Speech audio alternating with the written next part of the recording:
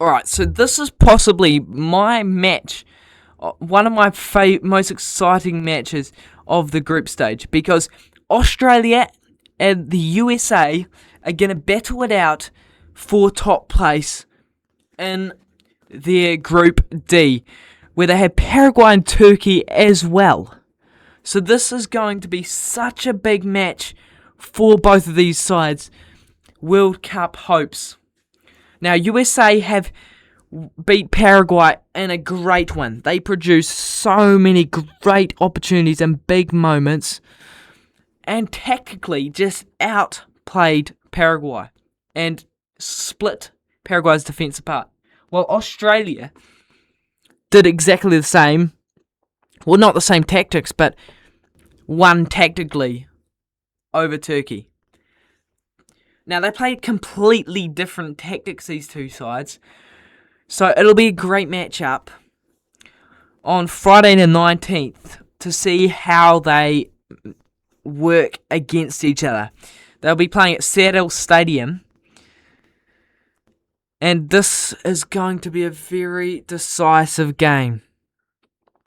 Now, USA, they played with under Pochettino with left-sided rotations and really packed down that left side and rotated so their right back would drop in to make three at the back and Robinson would go high at left back.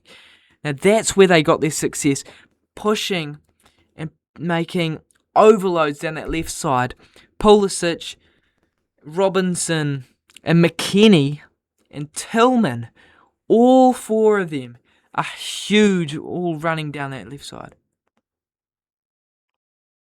Now, if they can do that again, McKennie is allowed to run and go wherever he likes, and Australia can't shut that down, then they could be incredibly dangerous. Australia, though, shut Turkey's left side attack down very well. Arda Güler is a key man for Turkey, and they completely quiet him down. He only got a few opportunities where he was phenomenal, but still they quieted him down and then hit them on the counter-attack, Australia.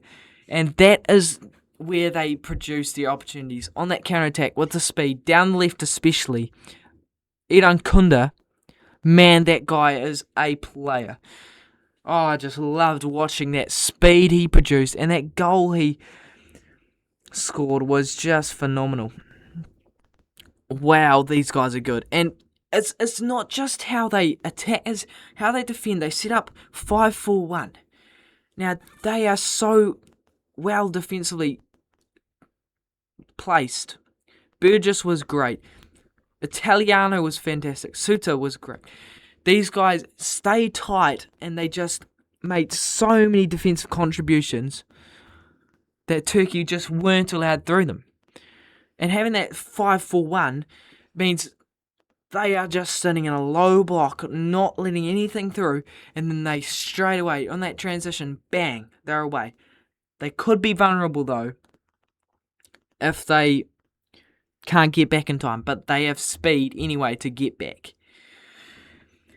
Also, weaknesses for USA is they are vulnerable to transition. So this could be interesting to see if Australia get that speed at the transition like they did against Turkey. I think they will match USA really well. And I think this could be Australia's World Cup. They could produce some magic. So I think that's where they can really take USA to the sword. Australia, though, lack in depth, so off the bench they may struggle, and that last little bit could be where USA can counter. But then again, we saw in the game for USA against Paraguay, they didn't really produce that match in the second half. Other than that phenomenal goal at the end, they didn't really produce that much. So we might see just a first half obliteration and then suddenly it quiets down in the second half. Or they might both go for it in the second half and it might be the greatest second half of all time. Who knows? But it will be interesting to see how they work that. Pulisic is a key player within this team. And he didn't play he played well, obviously. The whole team for USA played well last match, but he wasn't the main man during that match. But I think he'll still be the main man during this match, because this guy can produce some chances down their left, and that's where they work their best. Balogun obviously was the man last match, but I think he'll get chances from these sort of players such as Pulisic. And then the other player that's key for USA is McKennie. Now, quietly, he is just the man that fluidly rotates everywhere within the match, and that is how they get so many opportunities and overloads USA, and they get so much success from that. Australia will have to shut him down and make sure they counter with these overloads, and not allow them through. Irankunda for Australia is a key man for them. In attack, his speed is just obliterating.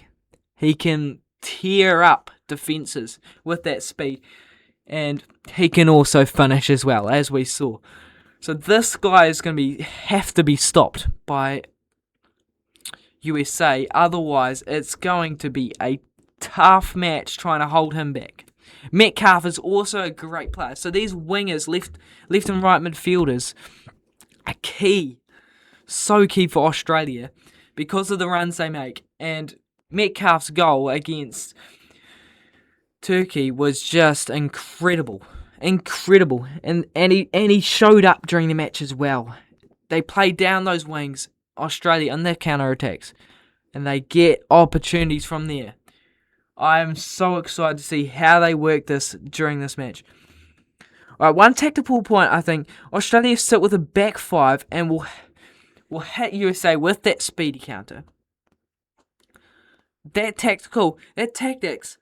Now, five at the back, they may find themselves not be able to get many players forward in attack. But what they did against Turkey was those wingers were just so fast that they didn't need as many players.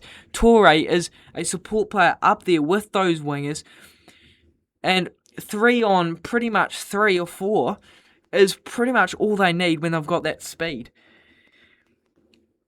But overall, this match, I think, will be decided from those playmakers. From Irankunda, Metcalf, Pulisic, McKennie, and Tillman.